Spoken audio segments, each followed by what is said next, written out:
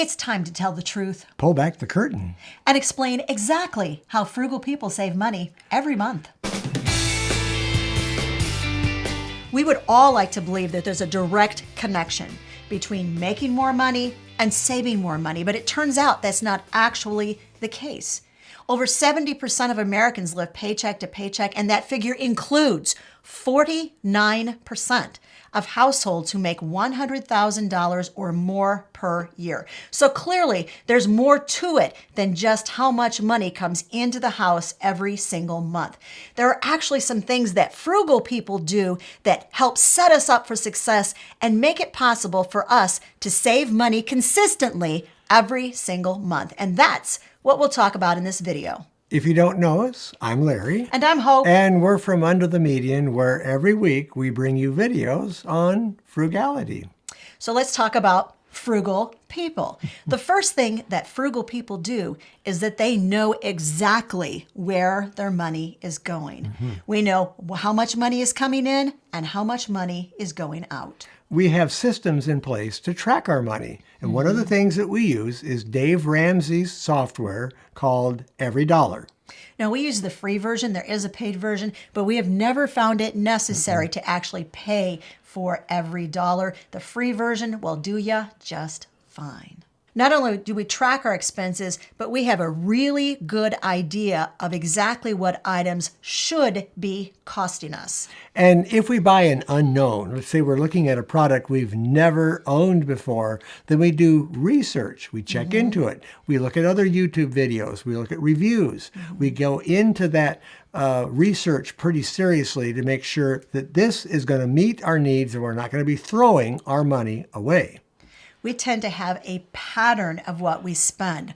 Almost all of our purchases are planned, and we have made provisions ahead of time to pay for them. You know, I was just thinking, as Hope and I were talking this script over last night, that we're really pretty regular on what we buy. When we go to the grocery store, we pretty much buy the same things over and over again. So it's really a pretty even amount of spending that we do every week due to the fact that the patterns don't change too much. Now, if you'd like to know the inside scoop on ways that Larry and I actually cut our budget to the bone and we radically reduced our expenses, we wrote it all down in an ebook. It's free. There'll be a link to that ebook in the description of the video.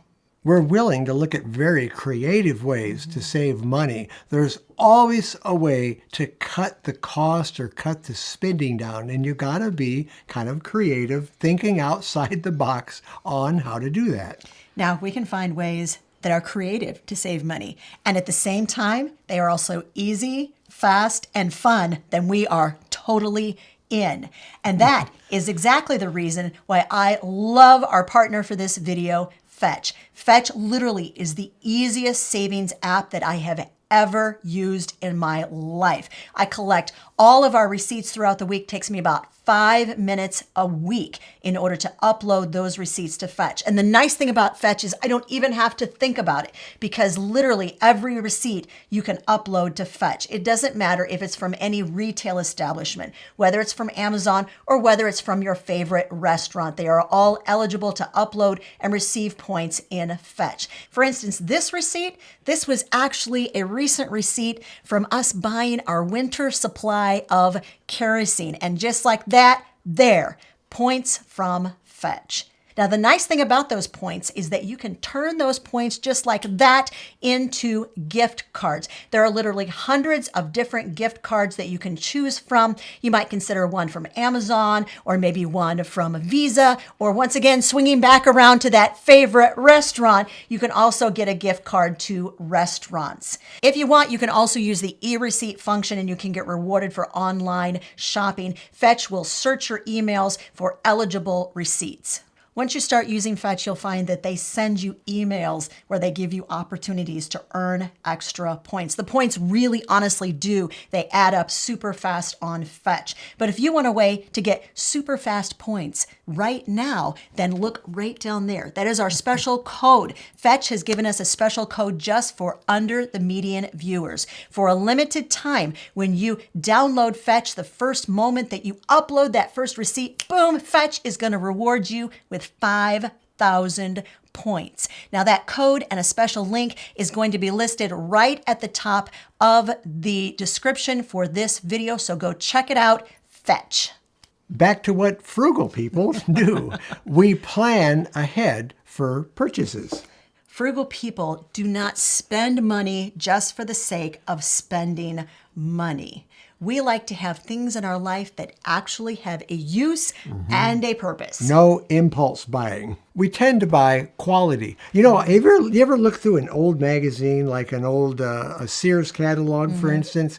If you do the inflation change for the prices that they paid, let's say back in the 30s and 40s for, let's say, a household fan, just an oscillating fan, those cost a lot of money, but they were very high quality. And a lot of those fans lasted 50 or 60 years. And that is the way we like to buy stuff. People back then didn't buy a lot of quantity, but they bought high quality items that would last practically a lifetime. And just bringing that forward into the present, frugal people do tend to look for quality. And I think that that's something that a lot of people don't think about when they think about the word frugal. They sort of anticipate that frugal and cheap are the same thing, and actually they aren't. In fact, if you're interested in our definition of frugal and cheap and how we think that they are totally different from one another, we did a whole video on that. And so that video will be linked up above and in the description of this video if you want to take a look. But we would love to know in the meantime, tell us in the comments section, what do you think about the connection between being frugal and being cheap? Are they the same thing, or are they totally different? And when we do buy retail, we like to get a good deal on it. So we'll try to get coupons, try to get it on sale, maybe wait for a better time when it's cheaper to buy than maybe at some other times. So there's a lot of different ways to angle it so that you are saving money and being frugal. And when it comes to getting a discount, frugal people are always going to ask, do you give a discount if I pay cash? We know what we're willing to spend, and we set limits on that and then stick to those limits. And in the same vein, we tend to be aware of trends when it comes to the prices that are being currently paid for items. Let me give you a really quick recent example. Our son Daniel really needed to buy his own car. And you can hear that as though I am saying he was borrowing mom's car every single day, because in fact, that is what was happening. So Larry and I have been sort of researching trends in used cars. Now, it's no secret that used car prices escalated by about 40% in 2021 and 2022.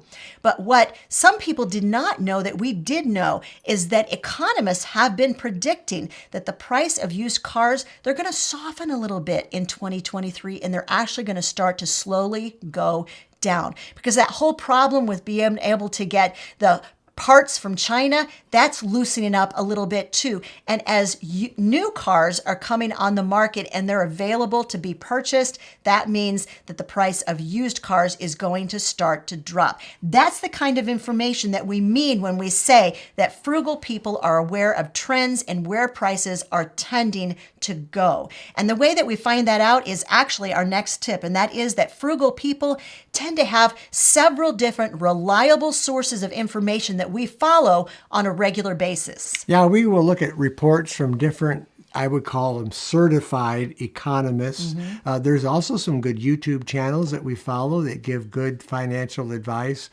We follow information from our financial advisor. So as long as you can get some good information in, you can follow those trends, maybe get ahead of them, or wait until you're going to get the lowest amount that you have to purchase an item for by doing it at a certain time when the timing is right. What we're really saying is that we're very mindful buyers. We're very strategic in what we buy. We're very careful in how much space that we want to use in our house. How much do we want to fill it up with even useful items? And if we really don't have a space for it, or we don't really need it, we're not going to buy it. I love the idea of frugal people being mindful buyers. I actually co-opted that phrase from a friend of mine, Frugal Queen in France, in a recent conversation that she and I had in the comment section of one of our other videos. Now, she has a lot of great ideas about frugality, and if you've not watched her videos, I'm going to make sure that there's a link to her channel in the description of this video. We have a saving structure in place, and we tend to save a lot of money. We tend to try to put quite a bit toward that category. Not only that, we know specifically what percentage of our income we need to meet our basic needs. And anything that's left over on top of that, we actually decide exactly which financial goals that money is going to go toward. So we know exactly what percentage of our income we are aiming to save every single month. Hope and I don't get our satisfaction out of buying things. No.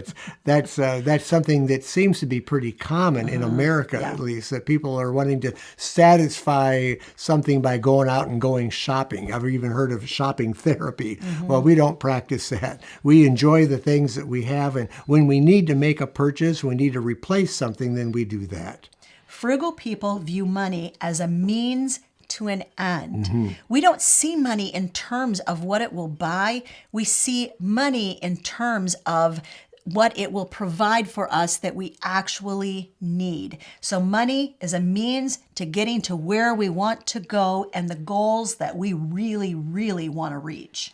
We also enjoy saving small amounts of money. Sure. And as we've mentioned before on previous videos, small amounts of money over time add up. So when you're thinking about not purchasing maybe some smaller items that can kind of eat into your budget, that will save you money. Frugal people don't give up easily. Frugal people, we are actually pretty doggone tenacious. Yes. We set goals, and if something that we're doing to try to save money isn't working, I think we're pretty good at looking it square in the face and saying, well, this isn't working. And we figure out another way to get the job done. So we're not afraid to look at our actual progress and the target and figure out how we can get as quickly as we can from where we're at to where we want to be. And we're really, I think, pretty honest at evaluating ourselves. We value our frugal community too, and that includes people like you. We gather so much information, so many good tips from the comments that you leave, things that you think of that we don't. And that's where you come together as a community and you pool your thoughts and ideas. What's nice about community is the fact that as far as frugal people are concerned, there's no need for us to compare ourselves to others. Right. We recognize readily that hang on to your hats, guys. We don't know everything. No, we don't. And we're perfectly okay with that because we love how much we can learn from others around us. So we literally do not compare ourselves to other people. And when it comes to comparing ourselves to people who actually have a whole lot more than we do, we never, ever try, next one, guys, to keep up with the Joneses. No, there's really no point in that. A lot of other people are on they have so many different things working in their lives than you do or we do. So we don't know their situation. Maybe they have more money to pull from. Maybe they don't have as many kids. Maybe they just don't have as much what I call budget pressure. And speaking of the things that we have, frugal people have specifically decided on their must-haves.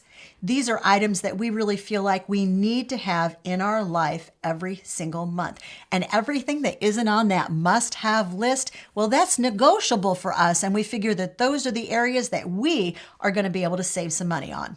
And speaking of saving money, remember, if you want to know those 10 ways that Larry and I really radically reduced our expenses, that free ebook's available. There's a link. Don't forget to grab it. It's in the description of the video.